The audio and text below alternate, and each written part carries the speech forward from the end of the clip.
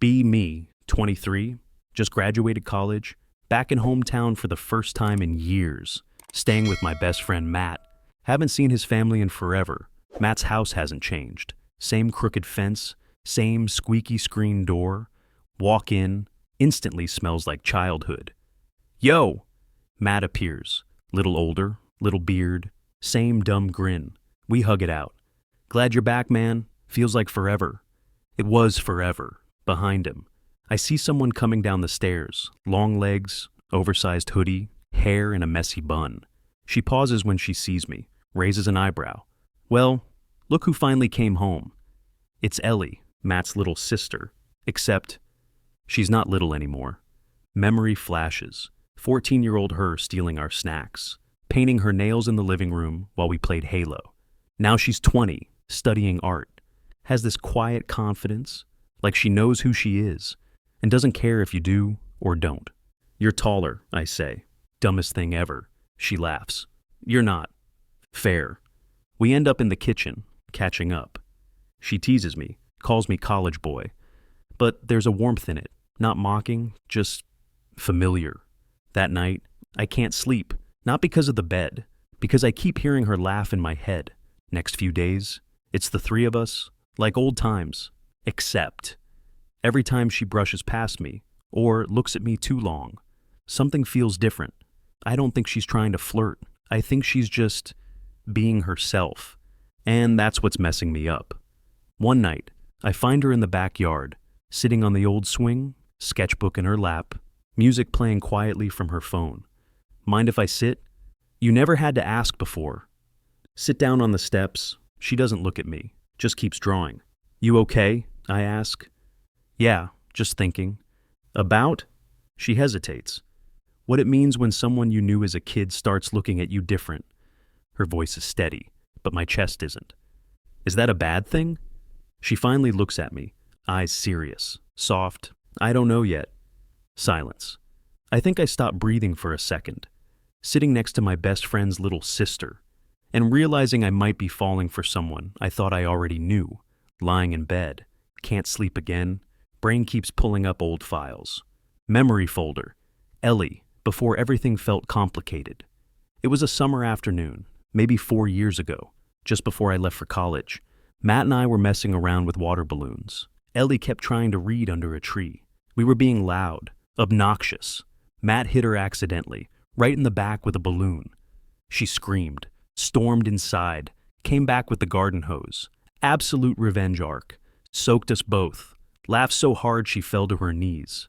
I remember staring at her, dripping wet, hair sticking to her cheeks, eyes glowing with mischief. And something had flickered, just for a second, like I saw her, not as Matt's sister, but as Ellie. I shook it off, left for college a week later. Never thought about it again. Until now. Now it plays in my mind like a favorite movie scene, back in the present. I look at the ceiling fan, turning slowly. Try to convince myself this is a bad idea. Try to forget how her laugh used to echo, how it still does, realizing feelings don't always show up when they're convenient. Sometimes they wait, years, until you're ready to feel them. Watching a movie with Matt and Ellie, just like old times, popcorn bowl in the middle, everyone in their usual spots on the couch, except this time. Ellie's knee brushes mine, and she doesn't move it away. I don't either. We're not even looking at each other, but it feels like we are. I laugh too hard at one of her jokes. She teases me back. It's subtle, but Matt sees it. I can feel it. Movie ends. Matt stretches, says, "Gonna grab a drink." Heads to the kitchen. I follow. Need water anyway, or an excuse. He hands me a bottle. Doesn't say anything. Until, "You and Ellie seem close lately." Voice neutral. Not angry, not accusing, just loaded. I shrug. "We've just been talking more. She's grown up." He nods, drinks. "Yeah, she has." Long pause, fridge humming loud. "Can I ask you something?" "Sure.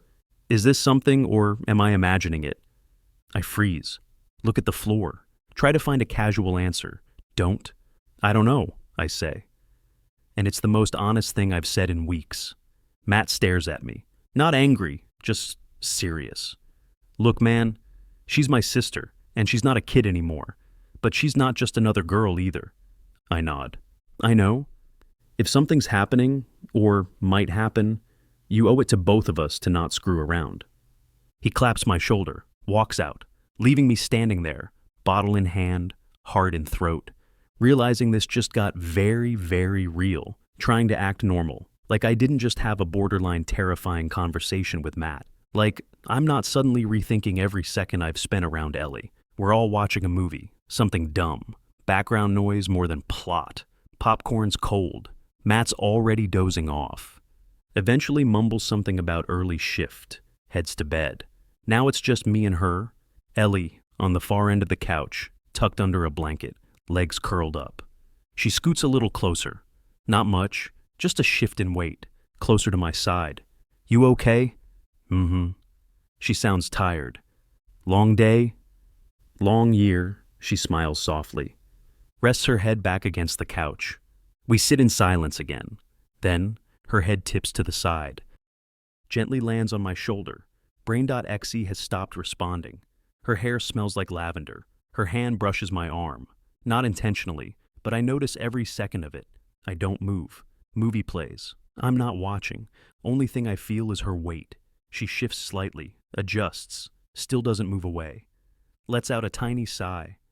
The kind you make when you finally feel safe. Time stops. World fades. And for a few minutes, it's just me and her. And something I don't dare name out loud yet. Movie ends, credits roll. She stirs, lifts her head slowly, stretches, sleeps still in her eyes. She looks at me, her eyes soft, unreadable. Good night, she whispers. Walks off to bed. I stay sitting, officially in trouble. Morning after she fell asleep on my shoulder, barely slept. Kept replaying it in my head, not even the moment, just how natural it felt. Pad quietly into the kitchen, expecting silence. She's already there, hair in a messy bun, hoodie down to her knees, pouring tea into a mug. Morning, she says, like it's any other day, trying to read her tone. Hey! I sit. She places a second mug in front of me. I didn't ask. She doesn't explain. Just sips her own like it's nothing. Sun filters through the blinds, highlights the curve of her cheek. Her eyes are tired but soft. You slept okay? Best in weeks. I smile. She looks up, catches it, doesn't look away. No mention of the couch, no awkward apology. Just a shared quiet. Matt eventually walks in, yawning, scratching his head. You guys been up long? Not really, we both say almost at the same time. Glance at each other, subtle smile shared between mugs. Later that day, I go out with Matt, run errands, grab coffee, laugh about dumb things. I come back later, open the door, hear voices in the backyard, peek through the window. It's Ellie, sitting across from Matt, serious look on her face. I don't hear everything, just pieces. You're not wrong to worry. He's not messing around. And neither am I. Matt runs a hand through his hair. Looks like he's doing the math, like he knew, but hearing it out loud is different. Els, this is heavy stuff. I know. You've had crushes before. This isn't a crush. Silence. Wind rustling trees. If he hurts you, then it'll hurt. But if we don't try, we'll regret it. And I'll lose him anyway. Matt sighs, smiles, big brother energy activated. You always did do whatever you wanted, she grins. That's how you raised me. A bit later, Ellie tells me over coffee. Mom invited us all to dinner tonight. They don't know anything yet? I nod, heart starts racing. Matt slaps me on the back. Better brace yourself, lover boy. My dad still thinks you're scared of power tools. Not wrong, not just a guest, not just a friend of the family. Get dressed like I'm going to meet royalty. Collared shirt, shave twice. Deodorant, triple. We arrive. Her mom opens the door, hugs Ellie tight. You brought him again! How nice! Her voice warm. But she clearly thinks I'm just tagging along like usual. Dinner table smells like childhood. Roast chicken, green beans, someone lit candles. Suspiciously fancy for a Tuesday. Sit down. Matt, parents, Ellie, me. I'm seated next to her. Her knee lightly taps mine under the table. We eat, small talk. How's work? How's weather? How's college? Then her mom asks, "So, how are things with you two? You seem closer lately." Moment, just a beat too long. Ellie looks at me. I nod. "We're together," she says. "Calm, strong. I mean, dating." Silence. Forks pause. Her dad looks between us. Eyebrows raise. "Really?" I try not to shrink. "Yes, sir." He stares for a second. Then, "Took you long enough." "What?" Matt bursts out laughing. "They're both the most emotionally constipated people I know, Dad. Of course it took forever." Her mom smiles. "As long as she's happy, that's all that matters." Ellie squeezes my hand under the table. We help clean up. Her dad pats my shoulder. "You break her heart, I break your legs."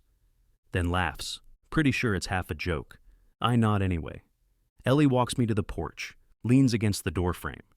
"That went better than I expected. That went better than anything I've ever done." She smiles, kisses me on the cheek. "I didn't expect this twist. My best friend's sister is now my girlfriend, and their parents actually approve of our relationship. They're even hoping for something more. Sometimes fate makes the decision for you. Your only job is to stay true to your goal.